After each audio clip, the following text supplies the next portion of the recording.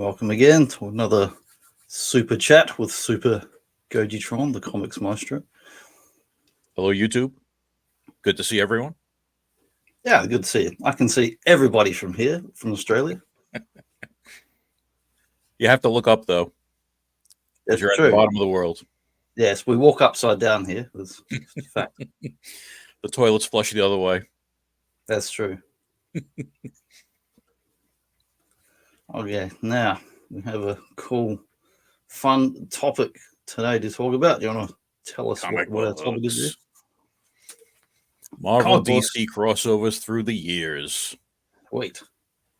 Done a few of them. At one time, there was none of them. I guess there was old-timey acquisitions of DC acquiring characters and companies going bust, but those aren't really crossovers. That's like going out of business crossover. Yeah, Marvel and DC have been friendly two different periods over their histories, in the mid-70s to the early 80s, and then again in the 90s during the speculator boom. Yeah. But since Marvel was acquired by Disney, there's been no hint of really a crossover. They're doing reprints, but nothing. Yeah, no new they've material. done. The only stuff I've seen recently from Marvel, they got new Predator and Aliens comics, which I didn't know until it was either you or Mark that mentioned. It's like, oh yeah, part of the Fox thing. That's why they're printing them. But they did a Wolverine Predator crossover book last year. I picked up the trade of that. That was okay. It was average. It was fun, you know. Yeah, in next month, October of this year, they are reprinting a lot of the stuff we're going to be talking about today in omnibus format. So they did get together to do reprints.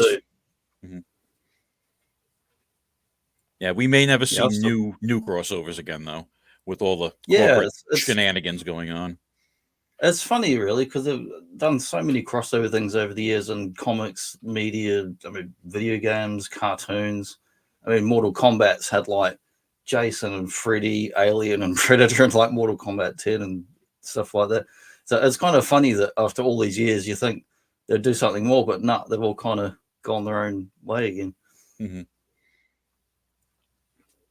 But yeah, first off, the block is the Battle of the Century, Superman versus the Amazing Spider-Man. I'm going to look at my cheat sheet over here, otherwise known as the plot summary I've prepared earlier, because I can never remember the years of things, even though I've got the reprint of this and read it many times. I know it's the 70s, but I can never remember exactly the year of anything. Okay, so this one is Superman versus the Amazing Spider-Man, distinct from Superman and Spider-Man, which was the following book. This one is from 1976. We get Lex Luthor, Dr. Octopus team up in a bid for world domination. The scheme leads to a misunderstanding between Superman and Spider-Man, causing the two heroes to battle each other. And Spider-Man gets like a temporary power-up so he can kind of fight Superman. Once the misunderstanding resolved, they join forces to take down Luthor and Octopus, thwarting their plan. So it's a pretty bog-standard sort of superhero plot or at cross purposes, and we team up later. That kind of became the format for most like hero right face team ups. Right, meet, misunderstanding, fight, reconciliation, team up. Still used today. That they used it in the Godzilla Kong series. They do. Popular to this day. Even in something like a Deadpool comic, they'll do it, but they'll make fun of it. It'll be like, hey, can't we skip to the part where we just resolve the thing and get on with it? And it's like, this was written by Jerry Conway, very experienced Marvel writer, and drawn by Ross Andrew, who was the artist on Amazing Spider-Man at the time. Yeah, beautiful. So one of my favorite Spider-Man artists of all time, because he's the artist that was on the book when I started reading it. Yeah, it's been a number of years since I reread all these books again, but like I've got in the 90s they did a gold border reprints of this book. So for people like me that never had a chance to own it, the original one was like a what they call it, like tabloid size, right. Treasury magazine size thing. And see, back in New Zealand as a kid, there's I was born in 1980, so the book had been gone before I even existed. And to pick up something like this at a New Zealand comic shop, like, forget it. Well, I don't know if there even were any comic shops then, to be honest, because it was like when I was living there in the still there in the mid-90s in high school going to the comic shop. At that point, there were 2 comic shops in the entire country. One was in Christchurch and one was, I forget where, it was the north, or probably in the north. At that time, there were only 2 for the entire country for a population of 3 million people. So your back issue bins are going to be few and far between. And I don't know if this book would have even been made it to New Zealand in the first place, being it was like a special edition thing and all that. Mm-hmm. Yep. And at the time when this was published, these were the 2 most popular superheroes in the world. And yes, I think Spider-Man was the most popular, which might seem strange to people who have only read comics the past 30 years, where it's been Batman, who is now the most popular superhero. But there was a time where Batman was number 2 and Superman was number 1. And that was at the time this was published. Well, it was decades Superman was number 1, mm-hmm. you know. And Spider-Man was like, you know, he's like the new cool kid on the block, you know, he's like for the youth, you know. Mm-hmm. And I like how in the story they kind of played with the fact that they both work for newspapers when they meet each other. Yeah, that was cool. Lois Lane sees Peter. Oh, you're the Peter Parker? Oh, yeah, and you're the Lois Lane. It's like they wrote this story that as if they were living in the same universe the whole time and just kind of knew. Yeah, I like that. They don't have to get too wound up in how they're running into each other. They just kind of get on with it, and it's just this like shared universe in this particular fictional story. And we don't mention that, like, oh, by the way, we lifted a whole bunch of stuff for Spider-Man from Superman comics, and that's why you're both reporters. It's like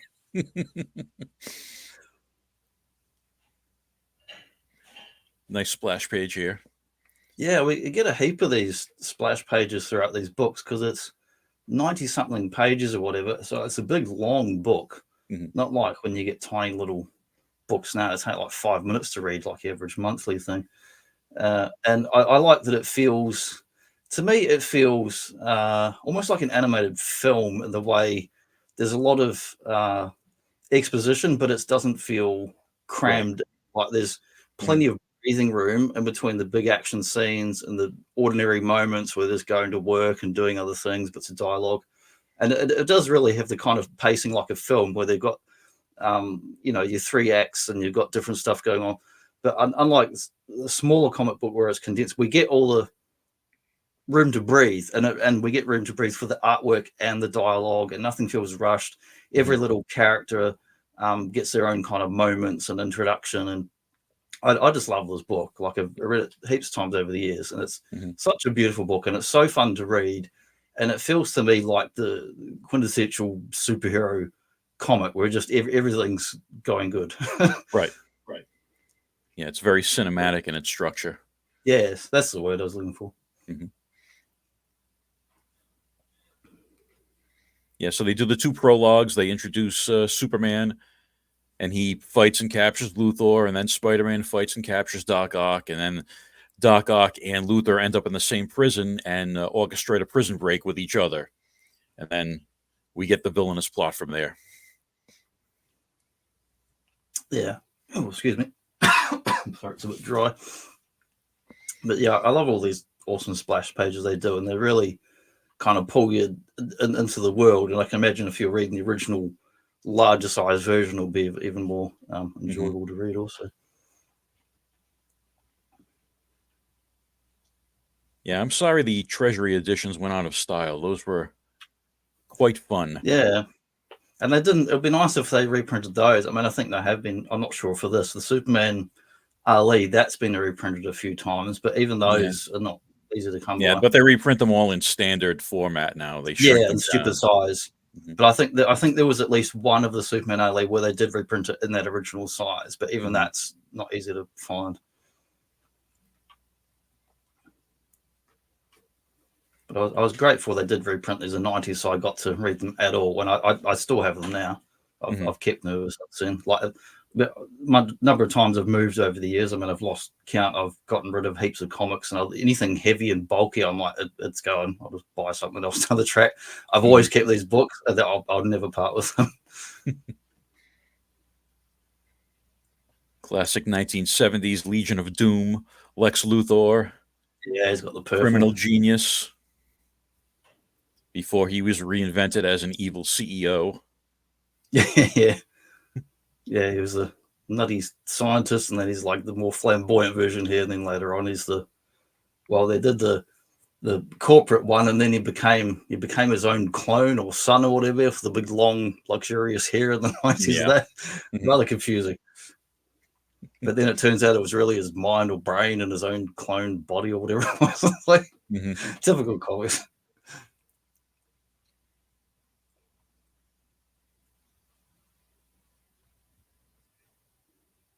Love Ross Andrews' art. Yeah, it's fantastic. That's his classic Doc Ock. Just very simple green leotard with the orange. Cuts in the early days. He's got the Mo Howard hair and the thick glasses. Yeah.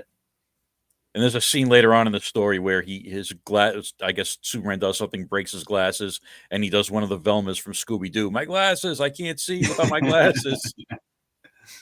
Yeah, I like in the old Spider-Man comics where he would tease Dr. Octopus because he does look like some stuffy old professor that just got left back in time and no clue about fashion or the world changing.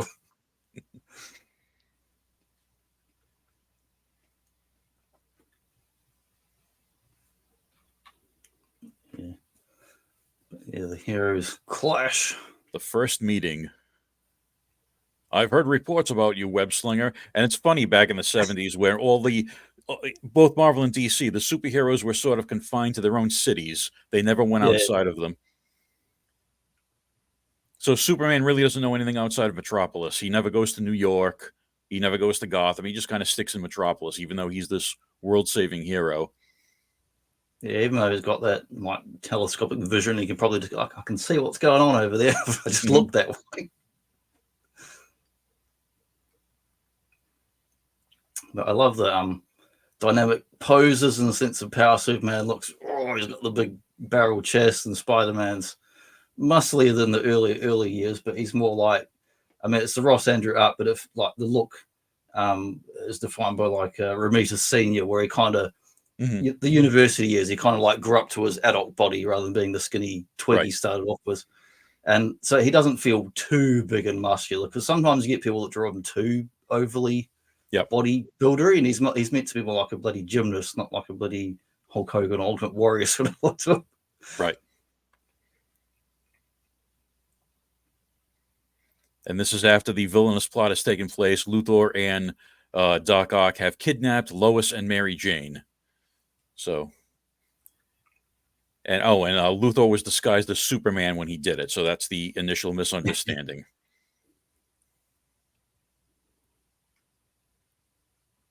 Bit of a dodgy bastard, old Luthor. It's always up for a misunderstanding. But yeah. I've read this book a number of times over the years, and like there's few comics where I can come back to it and actually get pretty much the same enjoyment each time. And it's like watching a classic film, you know. And there's plenty of comics where I'll just read something once and that's it, and I'm like, well, it was entertaining, but I don't need to ever look at it again. Whereas this book, I just went, oh man, I've still got like a memory of the first time I got to take home the 90s reprint one. Sure, it was smaller, but the colors popped and it looked nice. And I'd heard about it for years and years, and trade magazines. I don't know. You had like Wizard, you had like Comics Scene, and other ones like that. And I'd always wanted to read it, and knew there was just no chance of ever reading it. So when they announced they were going to be reprinting these classic ones, including the next ones we're going to be talking about, I took it home and I just devoured it, man. It was like, I don't know. I guess like if you were the excitement some people had for watching, say, that first Avengers in the cinema, where it's like, wow, they actually pulled something off that was kind of special and looked nice. That was that kind of excitement. That was like, man, I go home, and the minute I get home, I've got to sit down and read this cover to cover.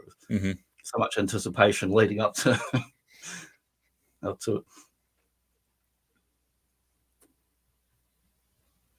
Yeah, in the days of dodgy TV special effects, the comic books were always the better option for superheroes. Yeah, for sure. Yeah, I'll take no offense to the live action 70 Spider-Man and cartoons, but I'll take this comic book over there any day. Well, actually, no, I'll take that back, because the Japanese live action Spider-Man is bloody amazing. But the other shows are entertaining, but you know, they're still they're okay. But yeah, I'll take this comic over there any day. But yeah, next up we got Batman and Incredible Hulk. Love this cover. Now, was this Jose Garcia Lopez? Or yes, Jose Luis Garcia Lopez. Yes. And I happen to have, this is my original. Oh, very nice. Very nice. Hang on. Let's see that a bit bigger there. That's my original from the newsstand back then. And this is signed by Garcia Lopez right there. Oh, wow. And so, did you get it signed, or was it already signed when you got it, or? Nope, I got it signed at a convention. So this is my childhood original, and I got it signed, just a few months ago, actually. Oh, I've kept it all these years. Always loved, even. And you can see how big for anyone that's not familiar, you can see how big the Treasury editions were. They were oversized. Yeah, it's like a big, magazine kind of size, right? Or like a Time magazine size.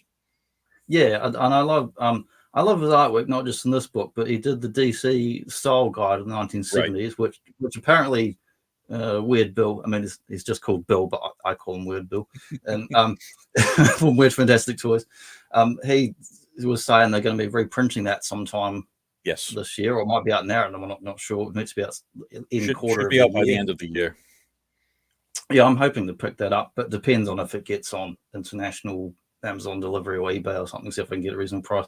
So I love those style guide art, and even when I was reading mostly Marvel in the 90s, I would see that artwork still on licensed merchandise, because that to me is, even though it was a 70s style guide, it's part of my childhood, because we had Super Friends, we had the Superpowers toy line that kind of used like his look for that toy line, and those color schemes and the costumes and that.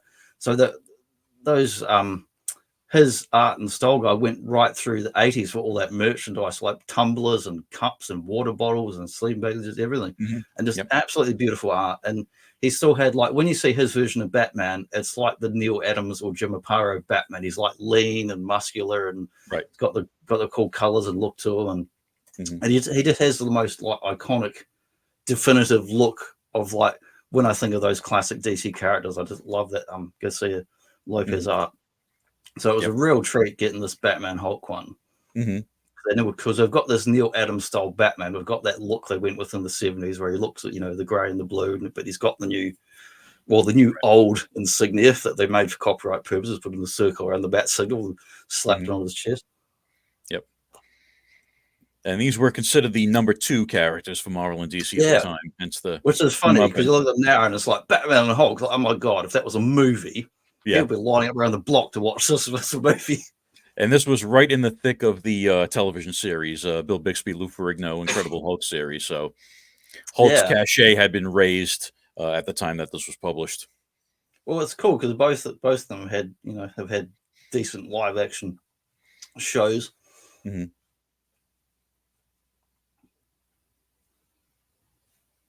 I love the back cover where you get all the villains there. You got like Rhino, you got bloody Two-Face, Scarecrow. What's his name? I'm not sure. Is it Abomination up in the corner? Abomination, and of course the legendary Killer Moth. Killer Moth. I'm sure the green guy is it leader or someone else there? That's the leader. Yep. Oh, it is the leader, because his head's not quite as gigantic, so I wasn't sure. Yeah.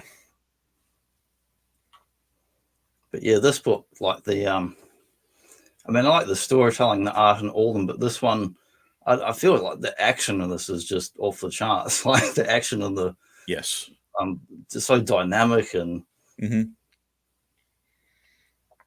Yep, and they take a little bit of the aspects from the Incredible Hulk television show into this with how they portray Banner. Going from job to job under different pseudonyms, trying to getting odd jobs in different labs, trying to find a cure, things like that. Yeah, I got to pick up that show. I've been wanting to get. I still don't have Wonder Woman or Hulk on the DVD set, so I try and get them when they have the mid-year sales here, because a lot of physical media is drying up now, and they're stopping to publish a lot of it and pulling it out of the stores. So it's kind of my last year to try and pick these up. I do have a dodgy digital version of Wonder Woman, so I have got the full thing on my computer allowance to actually watch, but I still want to get the actual DVD set as well. And this is the classic 1970s Bronze Age clown Joker with that ridiculously long chin. Yeah, the chin and the top of the smile goes like pretty much up near to his bloody eyebrows. Yeah. I do like the pinstripe kind of like zoot suit business, so that kind of like that. Mm-hmm.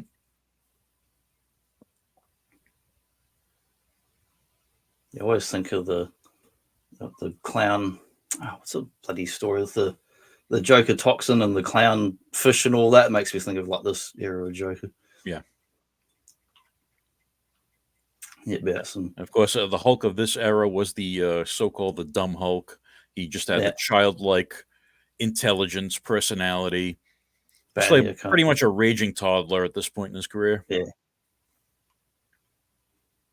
I'm pretty happy with any version of Hulk. I mean, they have done some pretty daft versions over the years, but like any superhero stuff, they muck around with weird versions and alternate takes, and they always come back to the kind of core version at some point.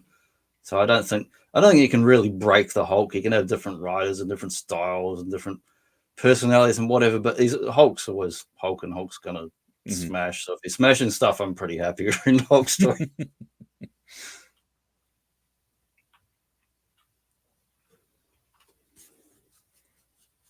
Speaking of smashing, when he runs up against somebody, here comes the most ridiculous part of the crossover. How does Batman fight the Hulk hand to hand? Well, you can't really fight him because he's just like a brick wall. He's not like a brick wall because that's the thing. And the Hulk's stronger, so a steel wall. I don't know. Yeah. So Batman does a couple of different judo things. He does that air pop when he punches the Hulk on both sides of his head there to get him to release his grip. And I don't know. Some of it is not all that believable because it would be like hitting a brick wall no matter where you hit the Hulk. Yeah. You can almost get away with it from some of the older. Well, I mean, not really in version of the Hulk, but as they go on over the years, he only gets stronger and stronger and stronger. It's like I mean, if you hit him, you'll just break your hand like punching Superman. Mm-hmm. And they're fighting here because the Joker tricks the Hulk. You know, he says, "Oh, look, I'm your friend. I have green hair like you." He's dressed like a scary bat. He's the bad guy. And of course, in the Hulk's childlike mind, that made sense. Happy clown man, Hulk's friend. Hulk will crush you just like Hulk promised. I love that one there. He's got the big bear hug backbreaker, and it's like, oh, he's dead right there. It's like, I'm sorry, but he got there first. Bane will have to wait a few more decades to get back to the spine again.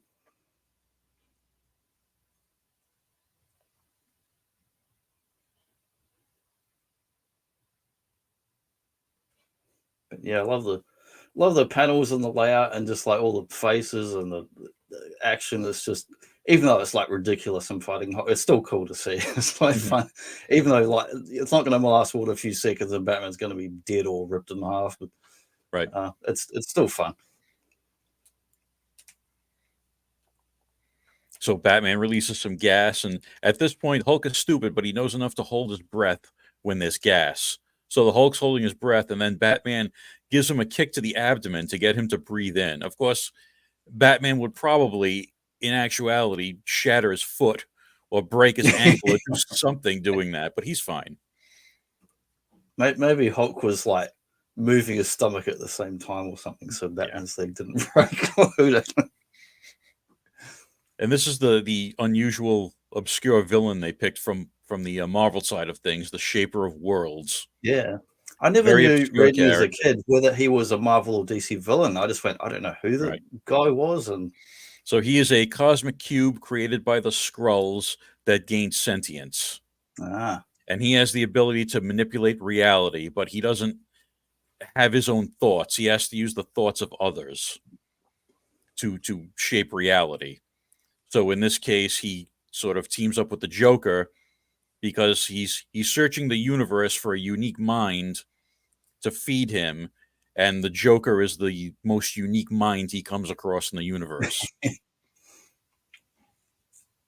Yeah, I had sort of a very convoluted, complicated plot, but that's what I had no context for the Shaper of Worlds weirdo, but like when I was reading as a kid, like teenager, I didn't mind the design of him, like the colors and that, and but he just looks like a half Terminator Skrull robot thing with no legs, and basically maybe you should have tank treads, or at least can roll around or something instead of being stuck on the spot.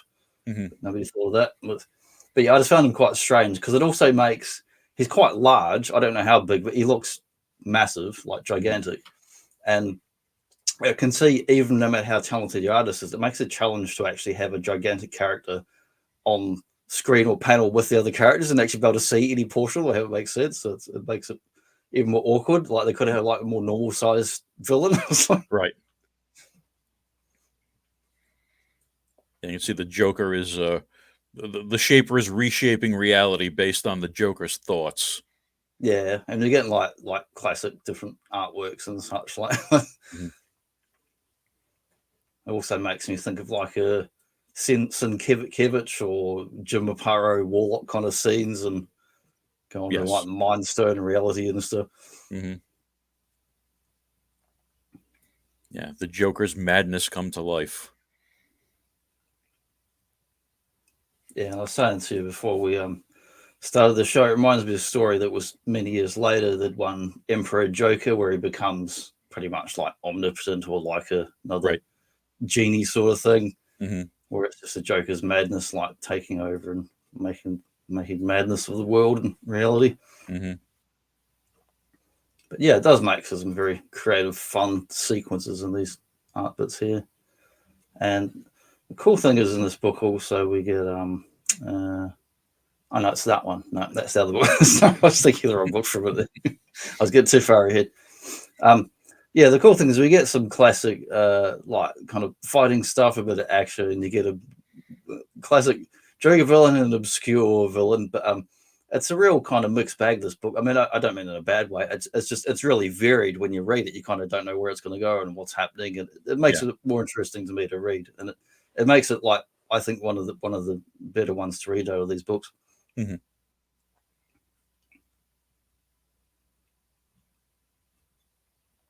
like the melting candle with the eyeball.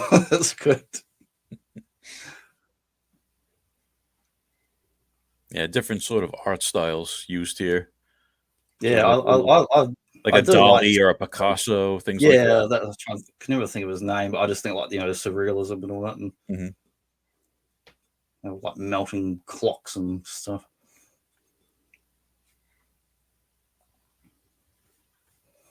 But yeah, I love this book, and it's a tough call anytime I go back to these ones because I just like them so much, and I'm like both the Superman, Spider-Mans, the Batman, Hulk, and the X-Men Teen Titans. They're probably still my favorite 4 crossovers of any company, anything they've ever done.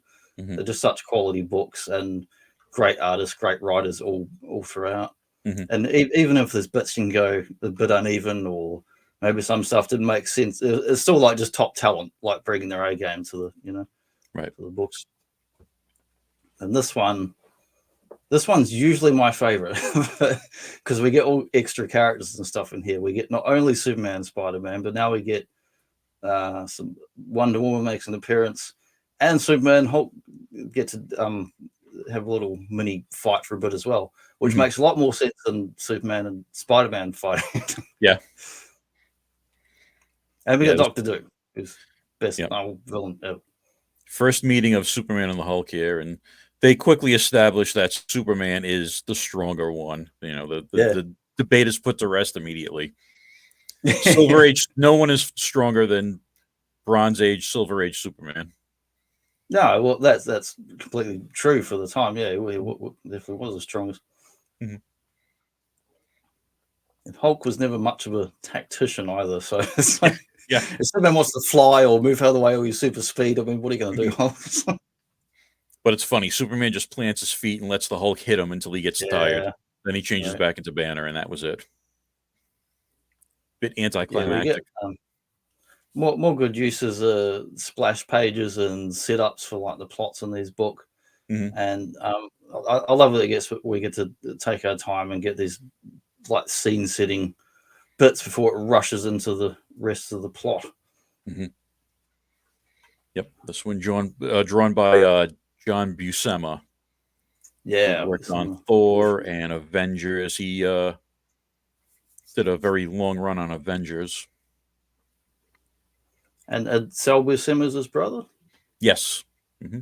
I never knew that until a few years ago. I was putting it together. I went, hang on, this, because I read all Spider-Man 90s comics, and Selby Simmons goes way back before that. That was kind of some of the end of his years, because his art was getting very scratchy. You can tell his hands were starting to pack up, as some artists do, and it gets kind of rougher looking.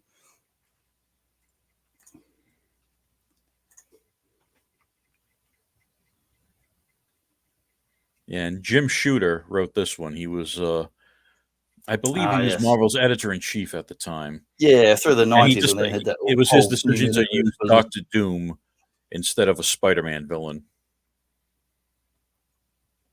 I think it said 90s then, but I mean 80s. But he did the he was running the game and getting into arguments with pretty much everybody on a daily basis by the sounds of old interviews. And then they launched the whole. He was rough on the creatives. Kind of failed. They were very successful at this time, but he was a rough guy to work with, as far as being a creative person. Yeah, but I think he did interesting things though. He wasn't afraid to try new stuff.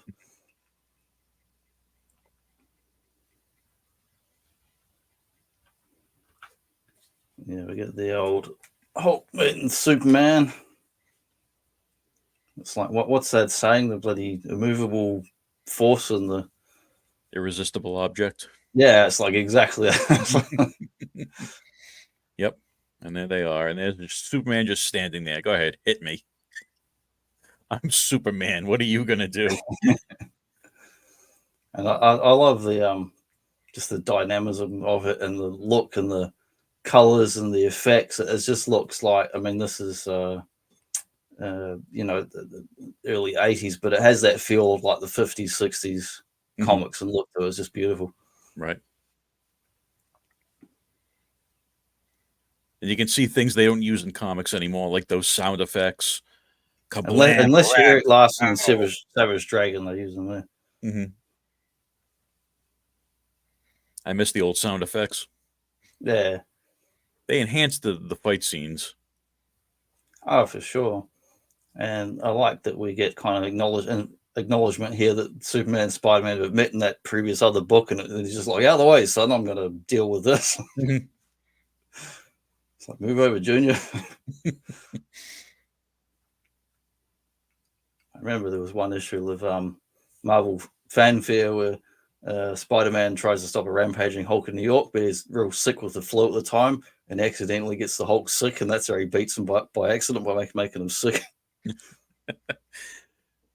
And then they both enjoy some of Aunt May's chicken soup, maybe? Yeah.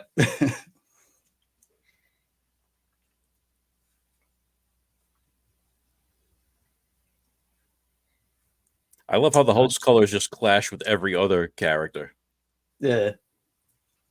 Well, they did a good job of making them stand out against each other, because the coloring and printing was still, well, excuse my French, but still kind of dog shit at the time it came out for books. I mean, on the original art, of course, it's amazing, but I'm talking about the crappy toilet paper newsprint stuff they're printing these things on until they until people like Neil Adams pushed them, saying, no, let's start using like real fucking paper people at some point, and eventually got around to it.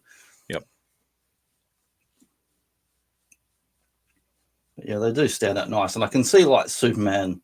I don't know if it's just the like printing or whatever here, but the Superman looks like they've made him a bit darker looking to make him kind of stand out against a bit more of the characters, isn't it?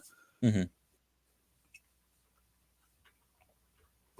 But yeah, I love that's probably one of my favorite moments in the book, but I mean, I like the whole book, but Superman, we know he's a morally good person, whether you're thinking of as Clark Kent or Kal-El Krypton. Mm-hmm. He's a morally good Boy Scout sort of person. He's not someone who's going to do, terrible things. So when he runs up against Dr. Doom and Superman confronts him and says, he goes, what's to keep me from peeling away that tin suit? And Doom goes, bah, I am standing on Latverian soil. Here I am the law, alien. And are you not sworn to uphold the laws of men? Pitiful fool, your vaunted strength holds no terror for me. Your hands are shackled by your own naive morality. And I'm like, that's exactly the sort of thing Doom would say to Superman. Yep. It's like they're playing chess, and he's like, I don't even have to lift a finger, just my words, I'm gonna beat you. Always pulls the old diplomatic immunity card. Yeah, diplomatic immunity, Lethal Weapon 2. Right. Classic move. Dr. Doom never met Martin Riggs. No. He did. I remember in Punisher Kills the Marvel Universe, he got some magnetic mines and a sledgehammer, and that's how he took out Doom. Exploded him into meat inside his own metal suit. Mm.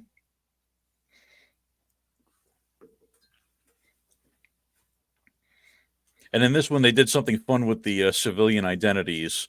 Clark and Peter both quit their respective newspapers, and Clark goes to work for the Bugle, and Peter goes to work for the Planet for a while. It's the old Robbie Robertson. Right, so Clark had to deal with old J. Jonah.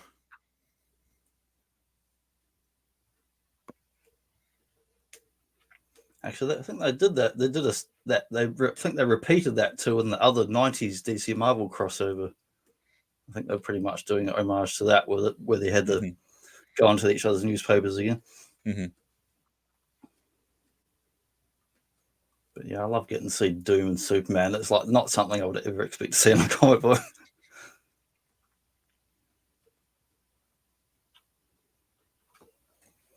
And we find out that they're Doom and Parasite are like kind of teaming up, but I mean, Doom's really using him more like a lackey, because he wouldn't really consider Parasite to be the intellectual equivalent of Doctor Doom. So, right. But that now, correct me if I'm wrong, but it's like they're like capturing these super beings and trying to like steal their powers or use them like batteries or something like that. Yeah, something like that. I see that tube and I think, man, how many times has Hulk been in tubes now? Yeah, Hulk was always in a tube. And of course, Wonder Woman gets captured as well, because it's 70s Wonder Woman and she's always getting captured. Yeah. She wasn't it's not like 1940s Wonder Woman, where she's getting tied up all the time. Right. But I do love getting to see Wonder Woman in this book too. Like when I got to read this back in the 90s, a reprint, I had no idea Wonder Woman was going to be in it. And I was flicking pages going, holy crap, Wonder Woman's in here too. This is like value for money, man. We're getting so many characters in one book. Yep. And these would kind of be precursors to the big crossovers that would come later in the 80s, like Crisis and Secret Wars and things like that. Yeah, it definitely feels like it was part of kicking off that trend. And like, I mean, I do have a reprint of Crisis down on the shelf over there, and it's like, but it's like, I wouldn't call Crisis a good story, but I love the artwork in it, and it's just train spotting for all the characters and companies that DC had acquired. It's like looking through an encyclopedia rather than reading an enjoyable story. Right. But I couldn't not own it because it was a cheap paperback. So I got to have it because it's an interesting event. All the redundant crises they've done ever since have just been so pointless. Mm-hmm.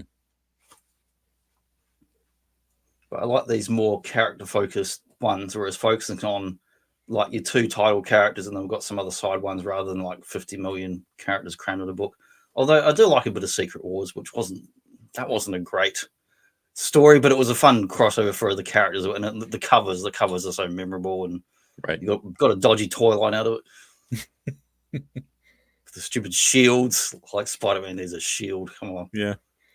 And they make a web shield. They're going to come with a Toxic Crusaders Ninja Turtle shield. Marvel Legends bringing them back. Now they're nostalgia. Yeah, I think that's fine. They're always repurposing the figures, but I'm like, when I saw they're doing the shields, I just went, why? Like, here, I'll one up your shield. Here's an egg. Here's an egg I've half painted with metallic silver. We'll get that. That's just as worthy as that. Just dopey shields.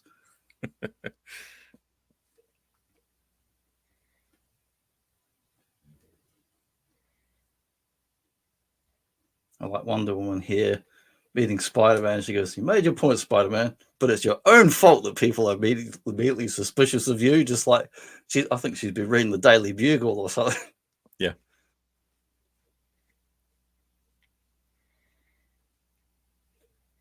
Surprised they didn't use any of the Spider-Man villains in this. Yeah, it's funny because it's not like he's got a shortage of classic villains. Yeah.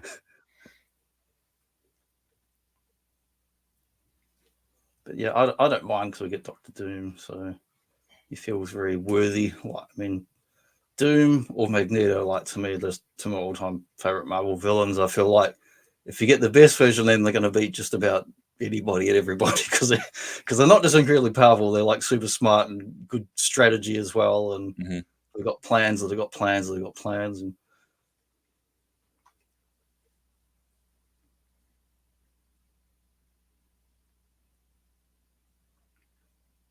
Doom reveals his master plan of the parasite, but there's Omega installations built secretly.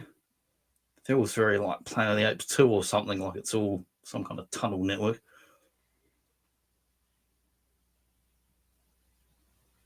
Yep, Doom certainly has the resources. Yeah, I love that Parasite's like, oh, that must have cost you billions. It's like, never mind that that he's got like, how evil he is, and it's like, oh yes, how much did it cost? I'm like, is that really the thing the Parasite would be interested in? How much it costs?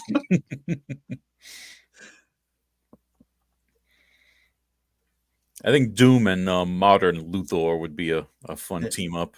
Yeah, that would be awesome.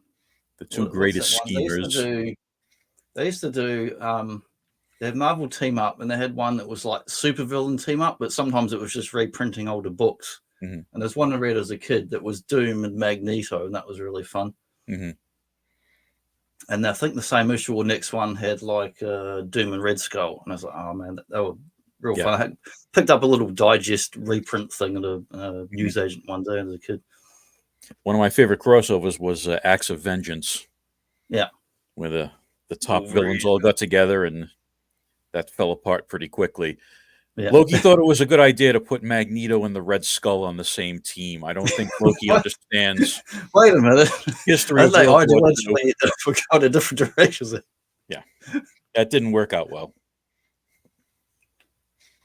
Yeah, I love the classic Red Skull and classic Doom and Magneto. They're just such evil villainous bastards, and like they're bad guys who are not afraid to be bad, but like sometimes they're right. Yeah, exactly. It's like Thanos had a point with the resources. I was so annoyed when they made those bloody movies. I mean, I did enjoy them, like the Endgame and all that, and they're a bit convoluted, but I like old 70s Jim Starlin and the Warlock and the Infinity Gems Crusade War.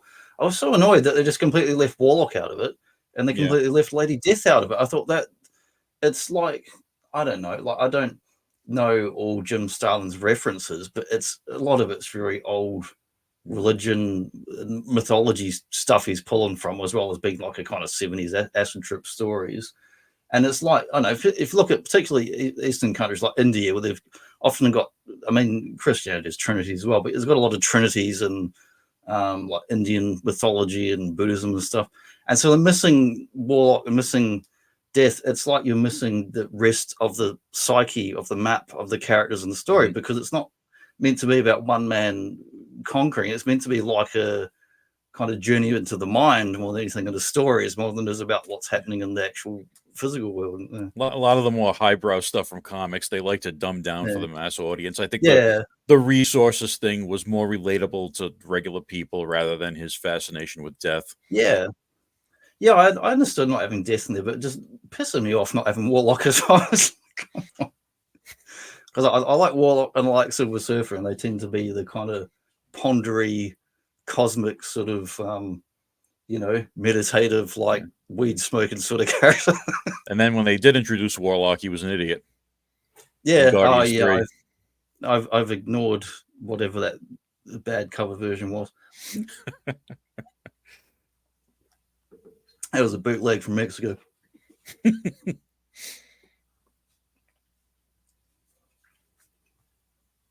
But yeah, the Doom's master plan to basically wreck up the planet and take over. Superman puts a bit of a knot in that one.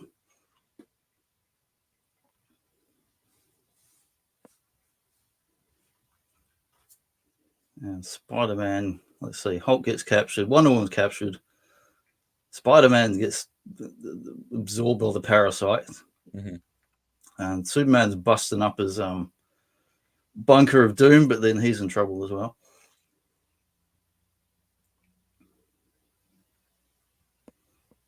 Doom running back to the embassy. Yeah. And it's a funny panel here reading Spider-Man saying, I almost wish I was dead. It's like, it's not something you usually read in this comic with Spider-Man, the happy-go-lucky character. Yeah. Although there was a comic in the 90s where Spider-Man died fighting Thanos in the self-titled book that was called Spider-Man. I think the first issue started with Todd McFarlane, and a few issues after that, he actually died with Thanos, and then he's but by the next story, it is all right. He gets better again. As they do. Yep.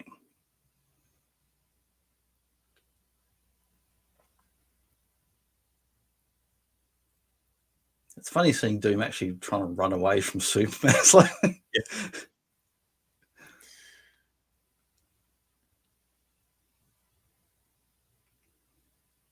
And I do like that it comes down to Doom's Outlaw's crazy plan is to take over, but rather than coming down to, like, you know, Superman like punching him or hitting him, it comes down to this like ideological battle and respecting the laws and stuff. And it's like that is what Superman would do. He wouldn't, you know. Right.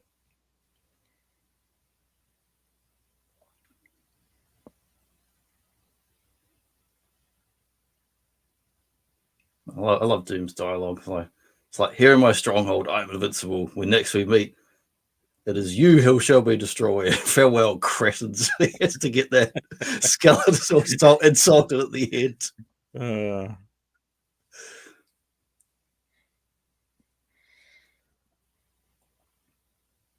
You two are worse than that damned Richards.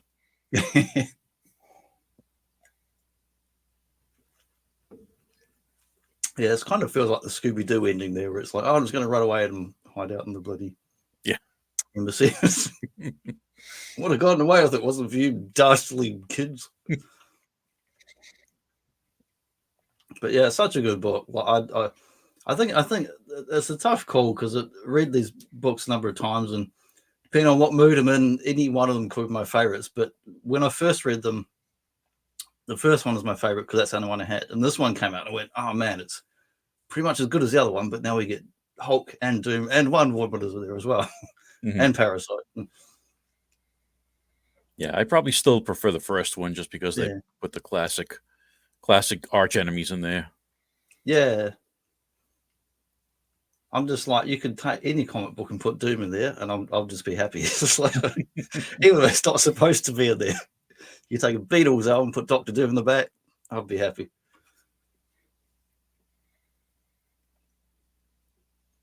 So on to the X-Men Teen Titans.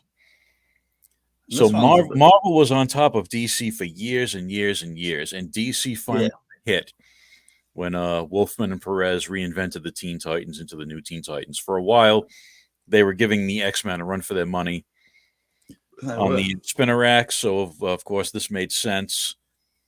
And these being two of the most popular titles at the time, you know, mutants and teens, they kind of fed into an idea a couple of kids from New England had involving some sewer-dwelling turtles.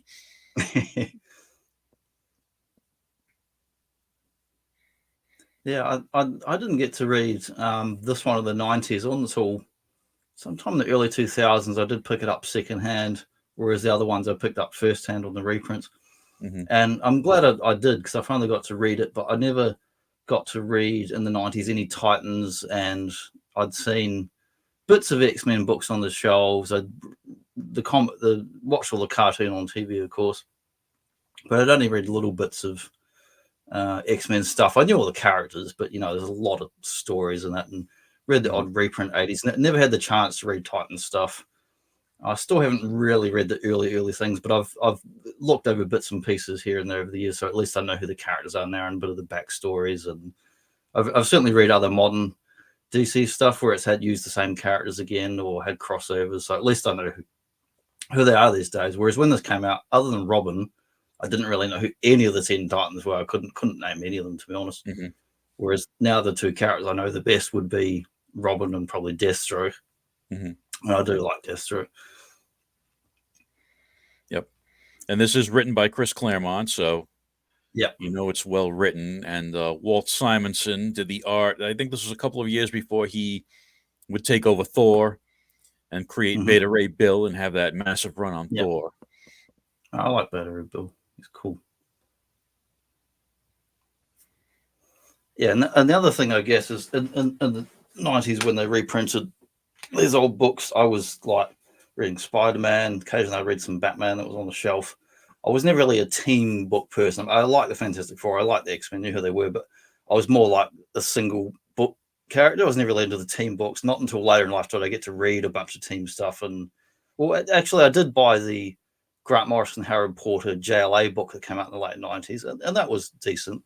That was my first team book I ever bought because I was like, oh man, at the time they were doing 4 or 5 monthly titles for Batman, Superman, Spider-Man, plus quarterlies. Right. And when they launched that Grant Morrison JLA, I went, oh man, I can get Superman, Batman, all these guys in one book once a month without having to pay a fortune to actually, Martian Manhunter. I love Martian Manhunter. So I did enjoy that. And years later, I went back and I've read, from that book up till now, I've read pretty much every JLA thing they've done. I've read pretty much all of the Jeff Johns Justice Society, enjoyed that quite a lot.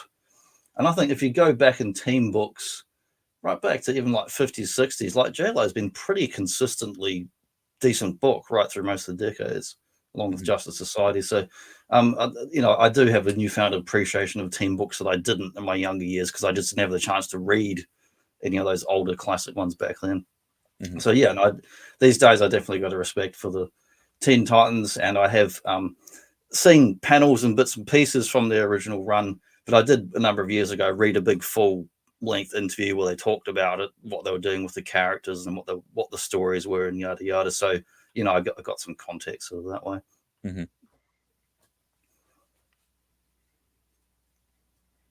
Metron. Yep. He's not Zodak. Not Zodak. He's Metron. Yeah. Got the most, I don't know if it was a very comfortable chair, but it was a very powerful chair. And this was an era where the different writers at DC were really looking at Jack Kirby's New Gods, which had originally been canceled. Yeah. And they're really using those characters in a lot of different projects and kind of raising the cachet of Darkseid as he became DC's like big bad. Yeah. And they reused the New Gods a lot over the years. And I guess there's been some okay stories, but it feels like, they were Jack Kirby's creations, and that creative thrust, and it's like if it was in other people's hands, it always feels like they don't really know what they're doing with them very much. No offense to anyone who worked on this book, but I mean, it's the same thing with Thanos and Marvel. It's every few years like, here's another Thanos story, but it's just the same story you read 20 years ago. Yeah. I really like how the New Gods were used in the DC animated universe. Yeah, they were cool. And I do like Darkseid. It's cool. Actually, Grant Morrison did some nice stuff, a little background stuff with Darkseid and Justice stuff and all that. And even in his Batman run, he actually does a reference to Darkseid again, where it had the anti-life equation basically came to Earth and made a big mess of everything. Yeah.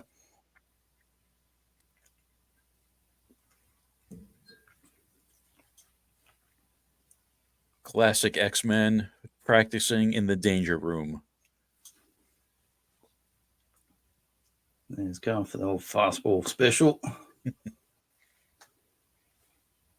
Very hairy-armed Wolverine. That feels like a more realistic Wolverine. Yeah. Less pretty, more hairy. Yeah, this is obviously post, John Byrne era. Yeah. Wolverine. When he kind of established the look of the character.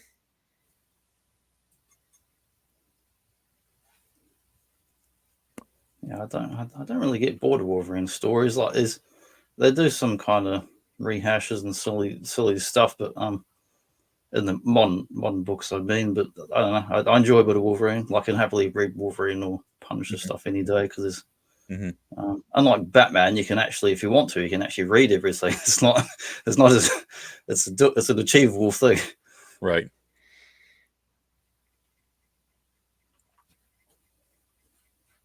You get the old badass Deathstroke. I do like him. Yeah, I liked how they incorporated him into the story because he is the Titan's arch nemesis, not Darkseid. Darkseid's pretty much the arch nemesis of the entire DC universe, but but half the DC universe in the old days wouldn't even know he existed because he's on another planet very far away. Yeah, Titans were at the top of the world when this was published. Yeah, they've done pretty good. This was even before Robin became Nightwing. Yeah, the Titans have done pretty good over the years. Like with they've done a few books and relaunches, been animated series and other stuff, and they've stuck around and done pretty well. Actually, I like that. What was that other show called? Was it Young Justice or something like that? Yeah, it was like a later DC one that was basically like a rebrand of Titan stuff. Right. And it had like Superboy in it, and I really enjoyed that show.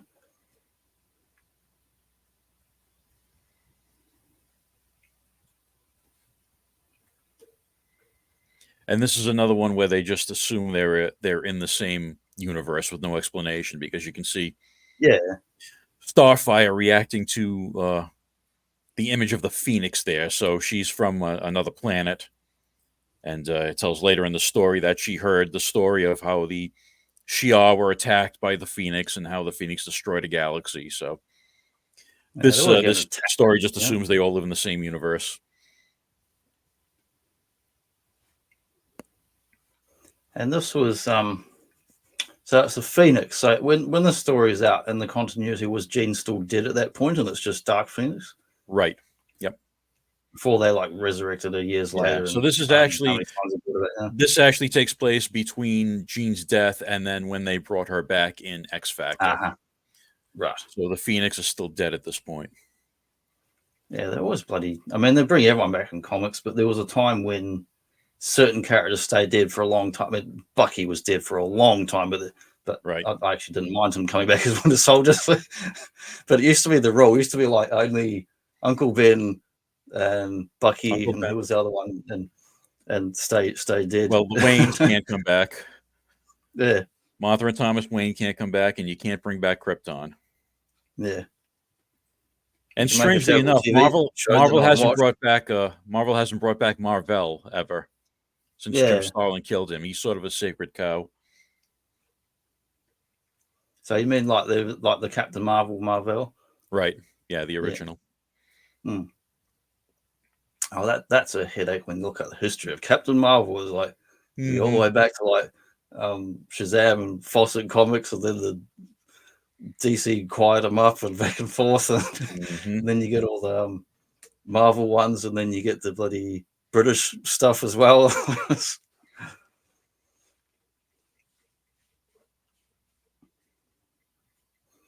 So tell me, like Beast Boy, what is it like? Limits to his powers or shape shifting or what he can do? In this version, no. So he can be like he's got that magical, he's got that magical Transformers mass shifting ability. You'll see it in another slide, but he can pretty much change into any animal he can conceive, from a gnat to a dinosaur. And is he like an alien or a mutant, or what's his? No, he's a human. He was infected by some sort of virus, and his parents tried to cure him, and they altered his DNA.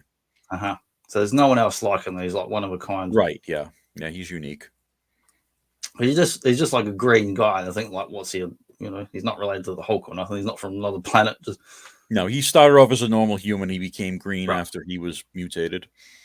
Yeah, I've only seen bits in animated shows and that, so I don't really know all the backstory.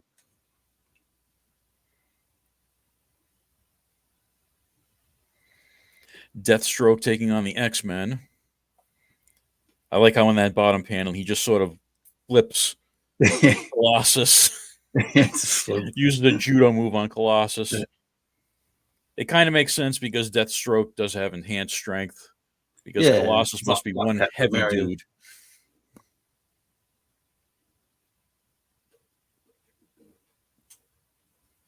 Yeah, I do like some of the Deathstroke earlier. I mean, this is like the definitive appearance, of course, of Titans, of course, is his original character arc and all that. But he became like a recurring guy in Batman comics a bit too. He's fought him a few times, right? And in his solo series, he's such just a ruthless bastard. I like when they do in the solo Deathstroke where he's just man on a mission and just with no real morals, just anything goes, like how he's going to accomplish, assassinate someone or whatever. And I like that better than just being like fighting the hero of the week, because I like actually getting to see Slade Wilson being, he's a terrible person, but he's also just relentless, just like his plotting and machinations and any tactics to win. And he kind of entered anti-hero territory in the 90s. I think I think DC was following along with Marvel was doing with the Punisher, and said, "Oh, we kind of got a character like that too. Let's do that with Deathstroke," and they gave him his own series and whatnot. I like him better as a straight villain. I don't mind humanizing him somewhat, or getting it, and like watching a movie like Scarface is a completely piece of shit, but we still get to see him as a person and how he became like. I don't mind that, but he still needs to be a villain. Mm-hmm.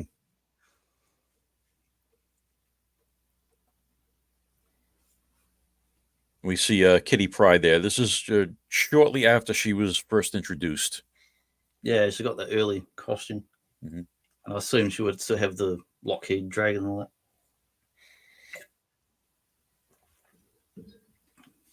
I think this is even before they introduced Lockheed. Oh, it is really early. Yeah. Mm-hmm. Oh, yeah, I've only read little bits and pieces of 80s X-Men reprints over the years, and whenever I think of her, I always think of that like little dragon. Mm-hmm. So we get the X-Men and Titans captured and chucked into. They're in the source wall there, or is it what is this? They're in some sort of Darkseid's created some sort of machine that's using the X-Men's memories of Jean to somehow bring back the Dark Phoenix in corporeal form. So it's some sort of weird God's hand-waving technology where you can use memories to bring back a person in life. So this is supposedly Jean Grey brought back. It's like he's a carny and put him in some kind of wheel of death. Right. So obviously Darkseid wants to use the Dark Phoenix's power to some nefarious ends, probably having to do with the anti-life equation, which he is. Yeah, the anti-life and the source wall. He's always up some mischief. Mm-hmm. I like this big villain splash page, though. Yeah. Who summons Dark Phoenix? Darkseid. The guy who just wants to end life and not really too worried about how he goes about it. So there you see Beast Boy as this enormous dragon. He's acting as a transport, and they're all sort of hanging off him. So yeah, he's got that magical mass shifting ability. That's cool. That's like the action figure every kid's going to want now. It's like the big giant dragons you put other figures on it. Yeah, that would be a HasLab. Yeah, HasGrab, I call them. Here's the first meeting of the X-Men and the Teen Titans. What's the name of the cloaky girl again? Raven. That's right. And she has is it like demonic powers or what is it? Or like an alternate universe? She's half human, half demon, and she's an empath. Oh, that's it. Yeah. Is it and who was her father? Isn't her father one of the big bad DC demon dudes? Yeah, his name is Trigon. Oh, yeah, that's right. Yeah. I was reading one of the team books. I think it was Justice Society or something, and it had a whole storyline with had her and Trigon and all that. And that was really cool. Yep. Yeah, so yeah, she's got these empathic abilities, and she's sensing all kinds of, fury in Wolverine, and Wolverine's looking at her going, "Oh, I spooked the bird lady. I wonder why."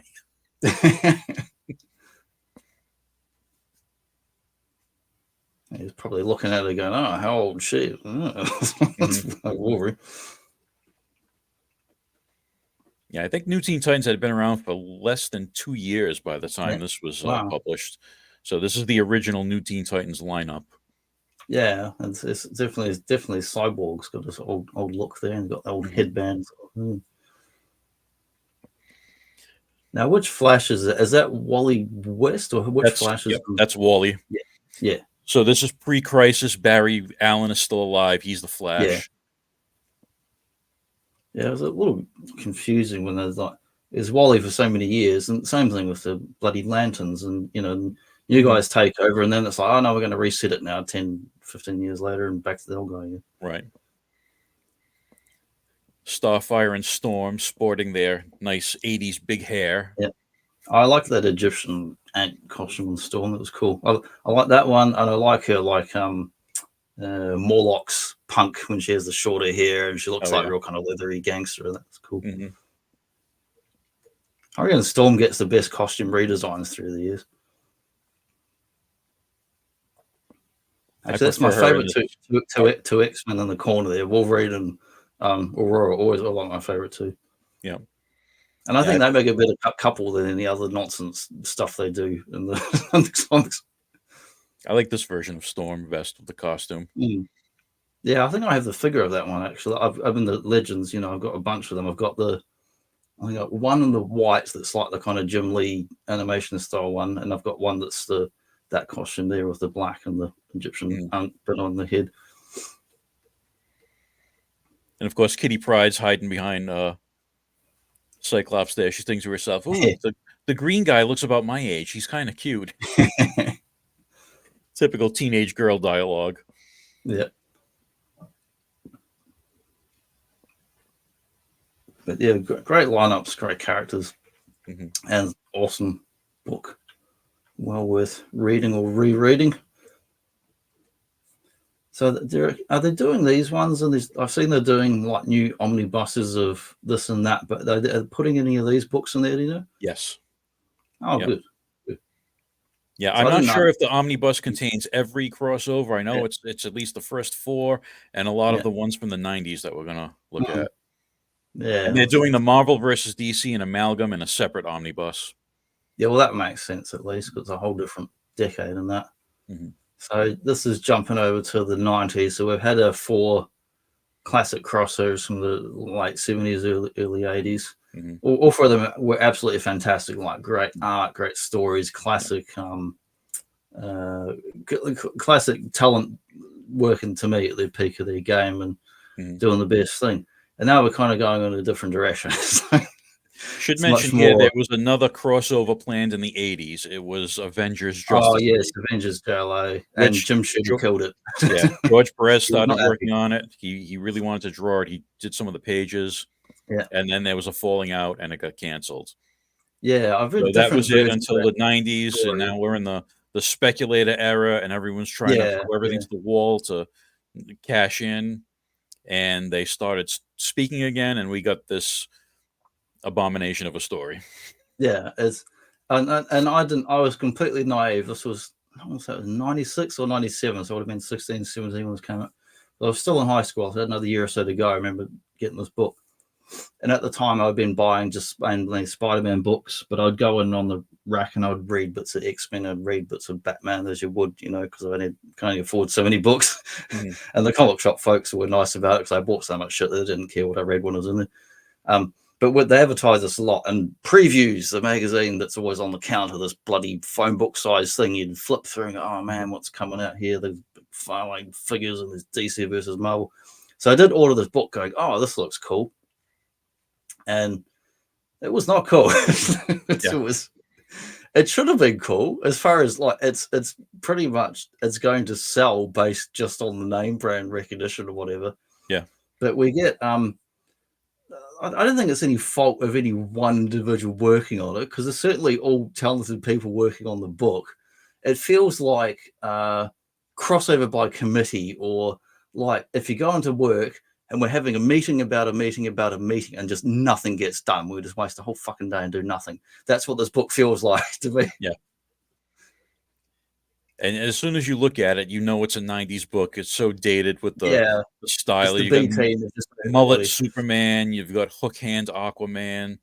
The Spider-Man in this story isn't even Peter Parker. This is after the Clone Saga. Yeah, so it's the Ben Reilly Spider-Man. You've got Thor and in whatever the hell costume he was wearing at that time. Yeah, and that real weird 90s costume. Yeah. Namor at least looks like Namor. It's like, yeah, he's got the ponytail, though. He's got the 90s ponytail. yeah, oh, he does. Oh, there we go. And Superman, so Superman's here at this point where he's still got his long hair. Yeah, he's got his mullet. He's got, he's on the voting page. His post-rebirth mullet. Yeah. And it's Professor Hulk. It's the smart Hulk. Yeah. Well, actually, the only guy here probably Flash and Shazam / Captain Marvel seem to look classic looking, or I guess Batman, but the rest of the. But yeah, they had the vote, and which I don't know if this was a callback or not. It was definitely a gimmick because it reminds me they'd had the Jason Todd vote also in the DC thing way back in the day. So it wasn't, and they've got the colors here where they're doing it like a electoral campaign with this page as well. So I never voted for anything. I don't know if it could in New Zealand anyway, if it would have bloody counted from there, because it's barely even a country as far as existing to American audiences reading this book. And of course, the winners of the votes were the most popular characters at the time. So the writers had to figure out how to make these characters win in a way that made sense.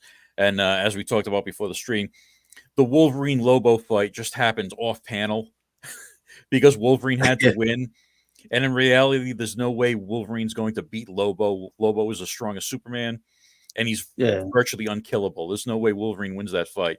So they just fall behind the bar, and then Wolverine emerges the winner. And we don't know how. It was such a cop-out. Yeah, I remember people talking about that, and I'd never read anything with Lobo. I knew it existed, but I didn't know his background or story or powers or anything. And this book does nothing to educate you about. There's no like Marvel Universe page, and here's I think there were some pages like that, but they didn't tell you jack shit. If you didn't already know about a character in it, you're out of luck reading this book. They weren't gonna. You were getting just cliff notes of like little snippets of fights. They weren't even full scenes. They were just little scenes, and oh god! And actually, my mate summed it up pretty well. Like I remember I brought home. I must have been this issue too, and like I'd go to his house after school or whatever, and he'd read whatever I bought, and I'd read something if he got it. And he's like, oh yeah, he's like, oh, it's cool seeing some of these guys fight, I guess, but what's with the big stupid Transformer robot brothers? What's that all about? Kind of forgot they were in it. Like they were a bit daft. Yeah, just out of the blue, they create these two characters that are supposed to be like, I don't know, Primus and Unicron or something like that. Yeah, representing like the universe, but they already had bloody Eternity and Eon and Warlock and Thanos and all those other all those other cosmic pantheon. Just ignore all that and make two generic, terrible American design robot crystal looking weirdos. Like, and they just call them the brothers. Yeah, and they call them the brothers. It just didn't make it look a bloody sense when they already had so many other cosmic Spectre. There's so many other bloody cosmic characters they could have just that they're using all these other crazy crossovers and stuff they did in Infinite Crisis and all that. So unlike the earlier team-ups where they just existed in the same universe, now we're establishing that they're two different universes. There needs to be some sort of happenstance to bring them together, and that's why they created the brothers. Yeah, the Wizard of Oz universes, that's gone now. We've rebooted all that. Right. Yeah, so the Wizard of Oz is there because that is actually the first time Marvel and DC co-published something. I don't know exactly what the circumstance was, why it was the Wizard of Oz. So, yeah, but that's the first thing they published together in 1975. Yeah, it's a strange thing. I don't know, but I'm guessing they were both going for the rights or something, and who knows? But it's quite strange that it's even on the cover at all. Yeah, because you don't really need to know. It's just a Wizard of Oz book for whoever. You don't even need to know who the hell's publishing. It's kind of irrelevant. That's actually Marvel's Treasury trade dress on the cover of that book, and they just kind of stuck the DC logo in there. Yeah, I definitely recognize that, like that banner style across the top. Not Hulk banner. I'm talking about like a stock ticker banner across the top of the page. Yeah, this is like typical of the book here. It's like, these universes and these people, and they kind of try and match-up analogs and similar characters, but a lot of them don't really cross-pollinate so well. They're kind of superficially similar. I mean, Thanos and Darkseid, obviously, because they're basically like one's kind of rip off of the other, but different. And but like Batman, Captain America, I mean, I like seeing them together, and we got that other John Byrne book was awesome, but they don't feel like equivalents in any way. I mean, they both fight hand to hand. That's about it. They're very different. Yeah, I think it's because they're both the strategists of their respective teams, I guess. Yeah, they're strategists, but like, I mean, Captain America is a fuck ton stronger than Batman. He's gonna beat him. He's a super soldier. He's not an ordinary man, despite what they tell you sometimes. And like, same with Superboy, Spider-Man. Superboy is going to be way too strong for being really Spider-Man. I mean, retroactively, it does work because now we know that Ben Reilly was the clone, and that Superboy is a clone, so that's how they match up. But at the time, I got the clone thing. The conceit of the story was that he was the original Peter Parker or whatever it was. Clone Saga. Yeah. I was reading the books at the time. They did that in reverse and changed it back. I just thought that, like, I mean, I'd read. I wasn't buying Superman, but I'd read Death of Superman. I'd read Funeral for a Friend, so I knew that that this version of the cyborg evil Superman, like the Hank Henshaw, Eradicator, Superboy from all the Funeral for a Friend, all the when Superman died and the other guys came in Steel. So I knew those guys from that because I read that trade that my friend had bought, and I went, well, he's the Superboy Superman clone. He's going to be way stronger than Spider-Man. Spider-Man's got no chance. And Storm Wonder Woman doesn't make a lot of sense either. That was one of the marquee battles of the series. Yeah. But I think Wonder Woman can easily take Storm, but Storm ended up winning the vote, so they had to figure out a way for Storm to beat Wonder Woman. Using electric powers and flying away. Yeah. It's kind of like just standing on other end of a football field and just like electrocuting something. I'm like, well, that's still not really going to stop Wonder Woman. It's nonsense. But yeah, you get Green Lantern, Silver Surfer, who got their own book later on as well. Hulk, Superman, which there's only one that makes sense, but they're kind of both dopey versions of the characters that are very interesting at the time. And then in between number 3 and 4, or around that time, we got the amalgam where the universe is cracking up because of all these battles and fights. And we get this MacGuffin character called Access, who just looks like a boring teenager in like the worst design costume you've ever seen. And he's got the power to not only travel between the Marvel and DC world, he finds out when he's trying to go, no, stop fighting, guys. He accidentally merges them into one being and creates these amalgam characters. And then he creates this kind of amalgam universe that temporarily stops the regular universes from destructing, kind of buys them time to figure out what they're going to do next. But it's a bit of nonsense, but the amalgam stuff was way more fun than the DC Marvel core series. I found it to be a mixed bag. A lot of it was really forced. It was an interesting experiment. Like, I definitely enjoyed the Spider Boy and Super Patriot. Like, those books were quite fun. Yeah, Superman and Captain America makes sense. Both characters have the same sort of, moral attitude. I thought Wolverine Batman was a bit forced, though. Cool. Yeah. A lot of them were like nonsensical. I think one of them was like Orion mixed with Punisher Frank Castle. I'm like, how does that work? Yeah. Some of them make sense. I mean, Doctor Strange and Dr. Fate makes sense. I wish they would have picked a better name than just calling him Doctor Strange Fate. Yeah, that's ridiculous. And actually, one I liked in the design, at least visually, was Speed Demon, which was like that was a good one. Again, and Ghost Rider. Etrigan, Ghost Rider, and then they merged him with the Flash, so they could call him Speed Demon. Made of a triple one. Right. And I'm not sure, the character on the bottom right, is that Deathstroke's daughter, just going by the eye patch and the merge with Elektra? It's Elektra, and it might be Ravage. I can't remember. Oh yeah, she's got that sword. So I didn't know that character back then, but reading some of the solo Deathstroke stories I know about his weird kids and stuff now. And then the middle right there, the green one, that's Nightcrawler and the Beast Creeper. Boy. The Night Oh, Creeper. yeah. Some of them were good. Some of them were a bit out there and strange. They merged Man Thing and Man Bat and called him Bat Thing. That was yeah. I like the Spider Boy team up, the Legion Galactic Guardians 2019. That just feels like a fun book you could do separately. It feels like that's something you could do. Like I would happily, if they did a book of that now, I would read it. This looks fun. Yeah. Oh, there's the Speed Demon there. Yeah, and there's the Orion Frank Castle. It's ridiculous with the blonde hair. Oh yeah, we got Bruce Wayne, Agent of S.H.I.E.L.D. Right. Where he never becomes Batman, but he becomes a member of S.H.I.E.L.D. instead. And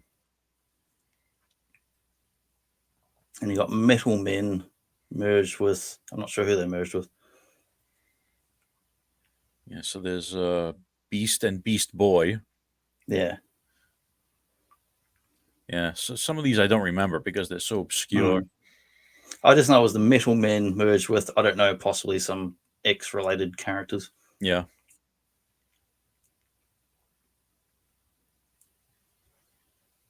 But yeah, probably my favorites just from the designs with the Super Soldier, Spider Boy, and Speed Demon. I thought they were just like cool looking designs.